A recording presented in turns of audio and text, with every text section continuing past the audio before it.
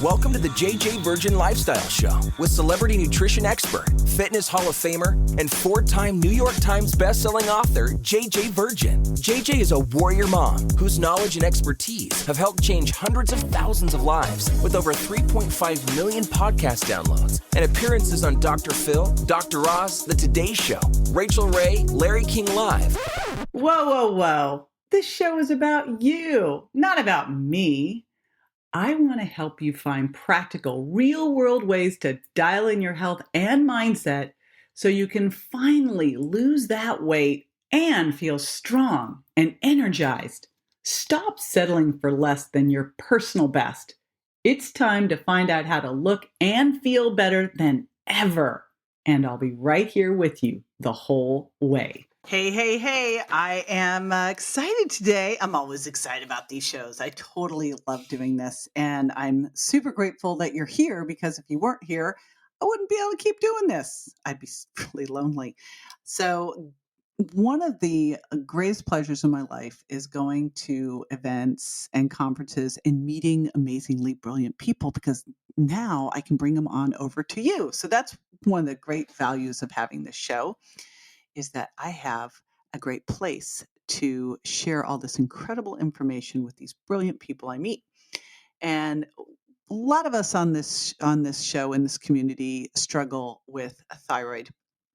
I personally had Hashimoto's and worked with my buddy Dr. Alan Christensen with my thyroid issues. And so we've had a lot of thyroid experts on the show. Dr. Isabella Wentz, Dr. Alan Christensen, Dr. Amy Myers, to name a few. And I was talking to Dr. Becky Campbell. It's hard to say that 3 times fast, who's a board certified doctor of natural medicine. And she started telling me a thyroid connection with some foods that I had never heard before. Now, I'm obsessed with food intolerance and gluten and all those things that can get in the way of you losing weight, cause you gain weight, mess you up. And so when I heard this one, I'm like, oh, this is going to be good. You guys are going to be super excited to hear this information that she has. A lot of it is in her 30-day thyroid reset plan. And she is releasing her next book, and this will give you a little hint of where we're going. 4-phase histamine reset plan. So we're actually going to talk today about thyroid, and she's going to give you some different ways to look at thyroid, including a way to look at a test that uncovered her own thyroid issues when nothing else, they weren't showing up anywhere else. But then we're also going to make this connection with thyroid and histamine that is absolutely fascinating. If you are struggling, if you are not getting where you need to be with your thyroid disease, this could be why. So listen up, or you got a friend who's got it, etc. So also, Becky has given her thyroid guide out, which you can get at jjvirgin.com/thyroid guide. We're also going to be including in an infographic and some more information on histamine as well. So lots of goodness in the show notes, as always. So again, jjvirgin.com/thyroid guide to grab all of that. Now, before we dive into the show, I wanted to do a shout out to Sefco from Canada. Love my Canadians. Love them. Going to Toronto again in a couple of weeks, and I cannot wait. I love Canada. I love Montreal. I love Montreal, by the way. Love Toronto. I love Niagara on the Lake. I mean, there's just so many awesome places in Toronto. Oh, and Vancouver. And then, of course, my buddy Dave over in British Columbia. So anyway, I digress. Let me share this from Sefco. Fantastic, fascinating show is the title, 5 stars. JJ is so direct and to the point, but also fun. Her enthusiasm is contagious, and I love how she explains different concepts in such an easy-to-grasp way. The interviews are always great. I recommend this podcast to anyone with even a passing interest in health or diet. You'll be hooked. All right, I love that. Because you know what I really strive to do? Okay, yes, I am direct. I like to think of myself as tough love with love. But what I really do strive to do is take concepts, make them simple, easy to grasp, but also super actionable. So you go, okay, I heard that. Now what do I need to do? So I love that you said that. I super appreciate it. And if you've not jumped on over and left a review, by the way, any review, 3-star, 4-star, whatever you're feeling, I would love to get these reviews. This is how we decide where we're going with the show, what's working, what's not working. If there's something you'd like to hear more about, let me know. So that would be awesome. Because I am always looking for other subjects and stuff based on what you tell me you want. You see? That's how it works. All right. Another thing I want to share with you, another favorite before we dive into the interview. So listen in and I'll be right back.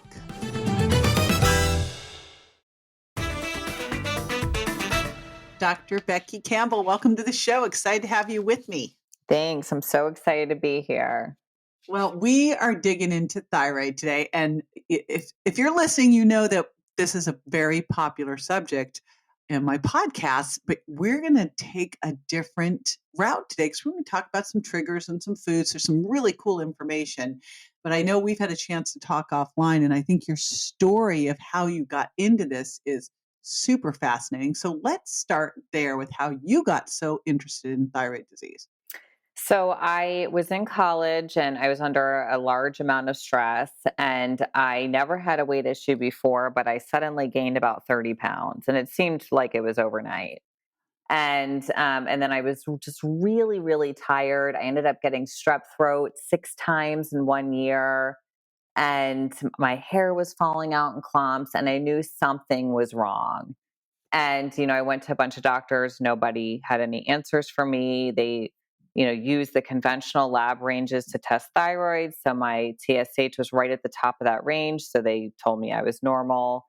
And it wasn't until I found more of a holistic type of doctor that was willing to do more thorough testing on me that I really realized I did have hypothyroidism. And that's where a lot of this was coming from. And then more so, they were looking into kind of, well, why do I have hypothyroidism? And then I, completely just changed the way I felt. I dropped the weight. I was, not tired. I wasn't losing my hair. And I just knew, I had to help other people with this because I knew there had to be tons of people suffering with the same issue. So what did cause this? Well, I had, the biggest cause of hypothyroidism is Hashimoto's disease. And that's where your body is attacking itself at the thyroid gland, and that's causing destruction of the tissue, which depletes the thyroid hormones. And I actually was testing negative for this. So there's these autoimmune markers that you can run to see if you have Hashimoto's. And for a really long time, I mean, maybe 10 years, I tested negative. And Well, it was were they elevated at all, or were they they just were within the range. So they were like, one of them is the 0 to 34 range. It was about 10. So it was not, and even functional medicine practitioners usually typically stay within that range as far as waiting until you go out of the range to diagnose you. And so, I definitely know that, gut issues were causing my problem, and cortisol issues were causing it, and viruses and heavy metals, all this stuff was definitely triggering my body to do this. But I was just didn't understand how I couldn't have Hashimoto's, since about 90% of people with thyroid issues do have Hashimoto's. And it wasn't until I had a few ultrasounds, I had lots of nodules, but no one ever diagnosed me with Hashimoto's on there. And it wasn't until I actually learned how to read the results myself, and then actually teamed up with some other endocrinologists who helped me find out that via ultrasound is how we discovered that I had Hashimoto's. And so it's about 20% of people with Hashimoto's won't have those antibodies present, but then you can see it on the ultrasound. So, that but really wait a minute, you could see it on an ultrasound, but you're telling me like you had to go learn how to read ultrasounds because it still was being missed that way too? Yeah. Yeah. That's crazy. And I see it in patients now too. Their doctors will even say, you can't tell if you have Hashimoto's on an ultrasound, and you definitely can. And then some radiologists will write on their report that they have Hashimoto's that was found on the ultrasound. I mean, you absolutely can find out, and it's the only way you can find out for some people. So, if there's ever someone who's coming up with those negative antibodies, it's really important to know if it's an immune system issue. That's what Hashimoto's is. It's an immune system issue causing the thyroid to do what it's doing. So I always tell them, go get an ultrasound and then I'll read it, because it's missed so much. It's crazy. That should just be standard of care. Yeah, it should. It definitely should. There's a lot of things that should be that aren't. Yeah, that's true. That's true. I mean, it would seem like if you walk in with symptoms, you should be tested, and that should include an ultrasound. So let's kind of walk through that whole process just for people listening. We have talked about these things before, but this is a different take, and you are the first person I've ever heard say that you should get an ultrasound, and that some people won't show up with the titers and will show up with it on an ultrasound. So this is like groundbreaking stuff. So for people listening, what would be some of the signs that they could have an issue, either hypo or hyperthyroid? So looking at symptoms for hypothyroid, it's usually weight gain is one of the biggest things you see first. It doesn't always have to be, but it's a pretty big sign. Hair loss, fatigue, feeling, cold all the time, usually especially your hands and feet, just you can't warm up. Sometimes, you feel a little bit depressed or constipated. It's your metabolism. So everything's slowing down when you have hypothyroidism, which is the underfunction of the thyroid. And then with hyperthyroidism, it's the opposite. So everything's speeding up. So you're losing weight, you're anxious, you're hot all the time. Those types of symptoms, which are they're kind of pretty much the opposite. But some people can go in and out of hyper and hypo, actually. So if you then go to a doctor, what happens a lot of the times is they're not even testing the markers for Hashimoto's. They're just doing a TSH, Yeah. which is Shoot, they're wrong not even looking at free T3. They're just doing no. a TSH and Or they're T4. doing a free T4, which is ridiculous because that's the inactive form of thyroid hormone. So it's, and I've seen people who have like a pituitary suppression pattern where their pituitary is not telling their body, it's not raising their TSH in response to low thyroid hormone levels, which is what normally happens.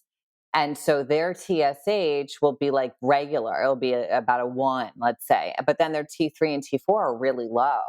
So that's actually a whole nother issue. That's a pituitary suppression pattern. So testing TSH alone is a terrible idea. You're really, really missing out when you do that. So anyways, you would want them to run a full thyroid panel, and I'll actually give you guys a download that has my full thyroid panel, what to ask your doctor to run, what everything breaks down to, what each marker means, what range it should be in. And then, Awesome. yeah, Yay. it's Thank you. great. Yeah. We'll put this for everybody. We'll put that at jjvirgin.com/thyroid guide. Make it easy. There you go. Thyroid guide. So that's fantastic. Yeah. Because now you have something that you can go armed into your doctor. And by the way, if you go armed into your doctor with suspected symptoms, you go armed saying, this is what I want. They refuse to do it. It's time to find another doctor. Yeah. Fire them. You should fire them, because honestly, I can't tell you how many people do go in with this guide and the doctor themselves don't even know what these markers are. They don't even know what is reverse T3. Why am I testing it? Why am I testing free T3? Which is really, they should know that. And so then they'll refer you to an endocrinologist, but they won't even refer you to an endocrinologist unless your TSH is really high out of the range. So the whole process is not done right, in my opinion, at all. Yeah, and it's so common that I'm hoping this will start to shift. And why? I mean, you started mentioning some of the triggers for you, yeah, but I know you treat a lot of this now. Like what, right. It's getting really, why is it so common? And what are a lot of these triggers? And I would assume that it's a lot of these triggers that are out there that are making it so common. Yeah. So I think that there's a lot of talk about, Epstein-Barr going on right now. And for me, I know I did have Epstein-Barr and that whole cascade of the strep throat. And then I had Epstein-Barr at that time. And, I didn't realize it, but I literally could not get out of bed and I would sleep for 12 hours. So now looking back, I know that I had that. And then, when I had the all of the different times I had strep throat, they would give me an antibiotic and they would give me the shot of penicillin. And I remember that day, I would literally that day get a yeast infection. That's how Mm. strong this stuff is at wiping out all the good bacteria. And since I said that Hashimoto's is the biggest cause of hypothyroidism, and that is an autoimmune disease, the immune system is primarily located in the gut. So if you're wiping out all the good bacteria in your gut with antibiotics, you're going to start to develop candida and bacterial issues. And I even had parasites. So I think that that is the root cause of most autoimmune disease. And I really do see, I mean, I would say 98% of the people who come to me with hypothyroidism and Hashimoto's have a gut infection, whether it's a small intestine bacteria overgrowth or candida or bacterial imbalance in the large intestine or parasites. They have something. And almost all of them have leaky gut. So, Mhm. first and foremost, I look at the gut. And then, again, I look at viruses because a lot of people have had these viruses and they can lie dormant and they can settle into the different organs in the body. And the thyroid is a good place for that to happen. So I see that being a lot of people's story of what kind of drove this in them.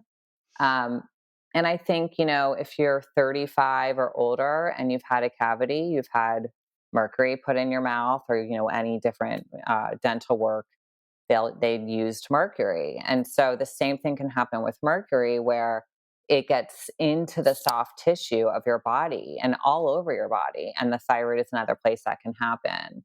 So I think that those are the main reasons that, and then all the stress we have. I mean, there's so much stress, everyone's getting busier and busier and taking on more and more and, having a family and doing all this stuff. It's a lot of pressure and a lot of stress. And that affects our adrenal glands, which secrete cortisol, which is our stress hormone. And the adrenal glands and the thyroid gland run on the same axis. So one affects the other, greatly. So I think that these are really the main reasons I think we're seeing so much hypothyroidism and hyperthyroidism these days, and especially in women, and I think it's mostly in women due to the different hormonal changes we go through in life, with our menses and having kids and menopause and all that. And we also handle stress differently. Mhm. So Yeah. or not. That Right. might be it, Yeah. So Yeah. I think we also have a different approach with that as well. So are you seeing when you start to heal the gut and deal with stress, and I'm gonna bring up another thing here too, but are you seeing that you can start to turn this around? Oh yeah, big time. I mean, I see the main thing I think that's the most important is, everyone says I want to get off my meds. And I think that that is not really the best way to look at this because overall thyroid medication is one of the most benign medications you can take. And I try to make it very clear to people not to feel bad about having to take it if you do. But I think what you want is to stop the progression of the disease in its tracks. And you want to get to where you feel good again. And so for some people, that looks like getting off their meds and feeling great. And for some people, they stay on their meds, but they don't have to keep increasing because that's what usually happens if you do nothing.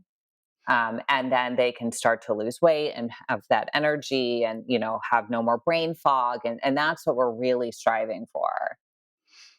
So I know one of the things that you do, and I always love when food's involved, Hmm. is that you have very specific foods that you tell people to eat, and then ones you tell people not to eat, and then some discoveries around that. So let's dig into Right. that.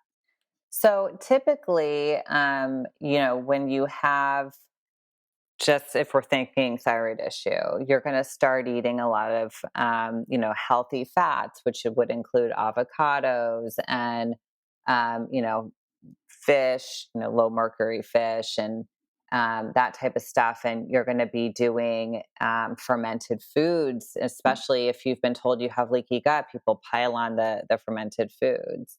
And that can be really great. And it is how I work with thyroid patients. But Something that happened with me, and this is how I learned about it, and now that I see in other people, is, they start a Whole30 or they start keto or they start paleo and they're eating a lot of avocados and, like I said, fermented foods and, even apple cider vinegar, which is a fermented food, but using that as their salad dressing every day, and lemons and limes and tomatoes and spinach, and they're getting worse. So what I really started to discover was something called histamine intolerance. And what it is that those foods are high in histamine, even though they're high in nutritional value. For some people, they're really not good. And so you can tell if someone's eating a lot of fermented foods and they're starting to feel bad, that this is kind of my next step with people, is then we start looking into this. And this was me. I was eating all these fermented foods because I love them and because I was told they were great for my gut. And I was getting, rashes on my face and in my scalp. And I was getting crawling and tingling sensations on my body and feeling really weird and getting migraines and all these weird symptoms. And this is how I, really started to discover histamine intolerance and started, whenever I see this in a patient, I think this right away. So not everybody has an issue with those foods, but some people are lacking the correct enzymes to break down histamine. And so histamine builds up to an intolerable level for them, and it causes a lot of symptoms. And there is a histamine and thyroid connection, and I do talk about that a lot. And I do notice that people who come to me with hypothyroidism can have an issue with reducing the histamine that they're eating and getting through their food. And then in response, also increase mast cells, which are the cells that produce histamine and release histamine. That can also lead to autoimmune disease. So they kind of can run off of each other. One can cause the other. So it's a different way that I talk about thyroid than a lot of other people do. And it's something that I really work with a lot of people, and I'm seeing it more and more and more these days, this histamine intolerance. And Well, so do you think that is the histamine, because you just said the thyroid problem could cause the histamine intolerance, but the histamine intolerance could cause the thyroid problem? right. So, first off, are there any tests that you could do to find out if you have a histamine intolerance, or is the best test, it sounds like symptoms, like eating it and connecting the dots? How do you Yeah. know? So the best test is to eat high histamine foods. And I've written about this on my website. You guys can see even We'll on my definitely put Instagram. that in the show notes to how to follow you, because I've seen some great infographics and stuff you have on it. Yeah. So take that infographic and eat those foods for a couple days and see if you either get any new symptoms or if the symptoms you already have increase. And then get off of those foods for 7 days and see if you feel better. And if you feel better, you most likely have histamine intolerance. And the biggest thing here, connecting these two, is that the cause of both of them can be the same. It can both be very gut related. So the enzyme I was talking about that breaks down histamine is called DAO enzyme.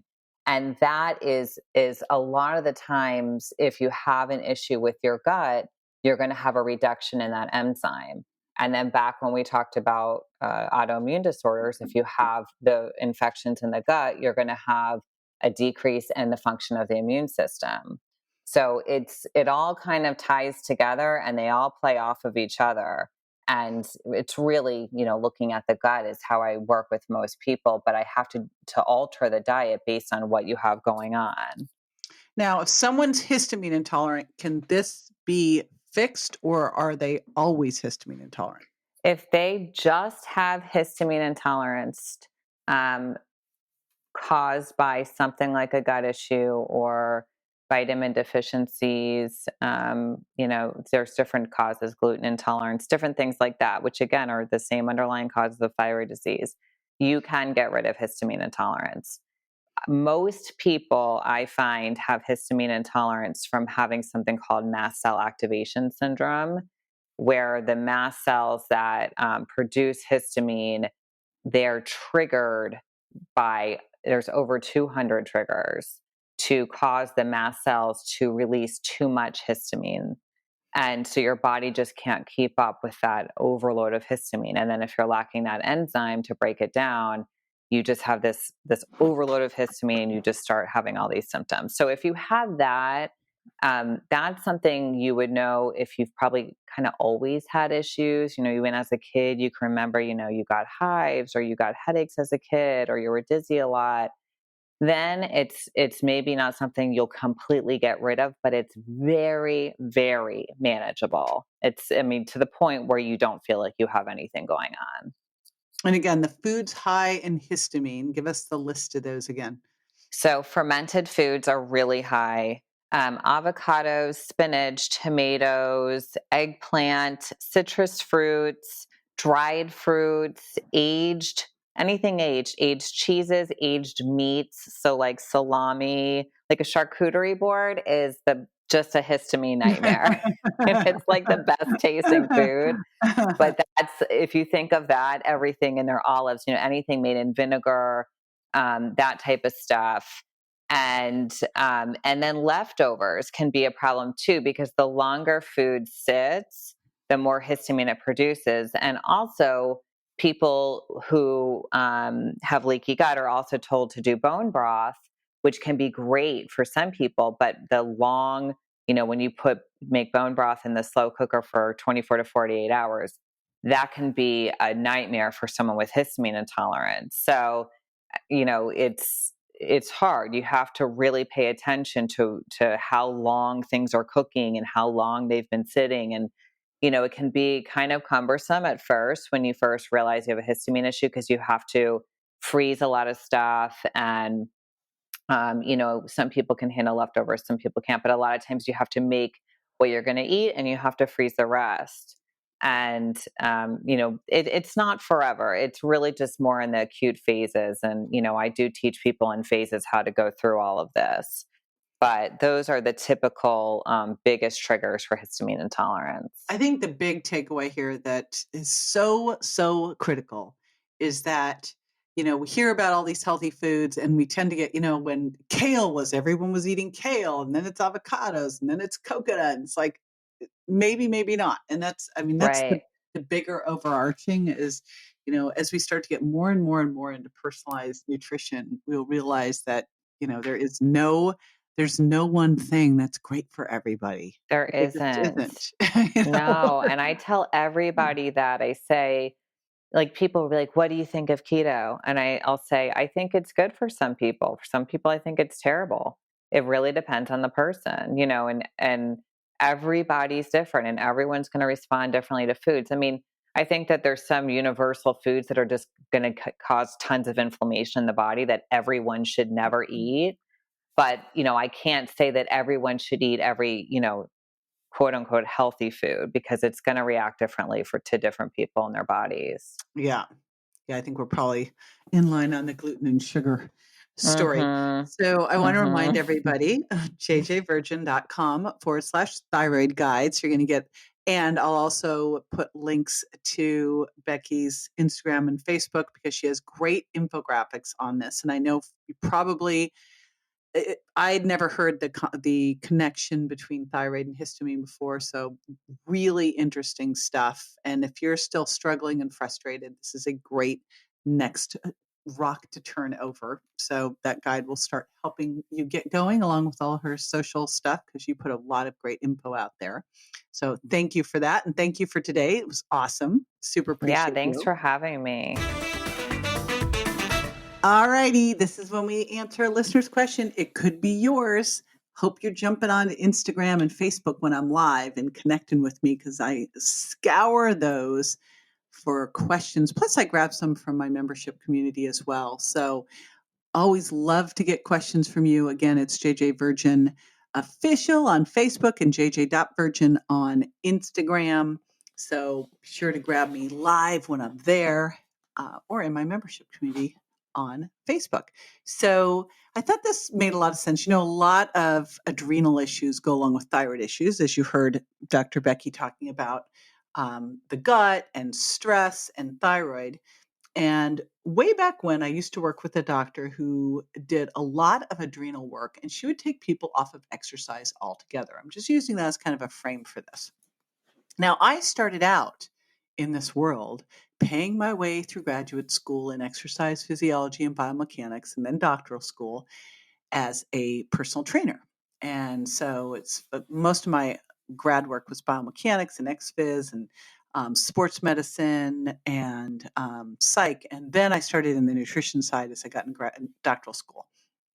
But it never made sense to me to just not do any exercise at all when your adrenals were taxed, because you can, with especially like high intensity interval training, you can start to retrain your nervous system. You can start to retrain your sympathetic nervous system to handle stress better.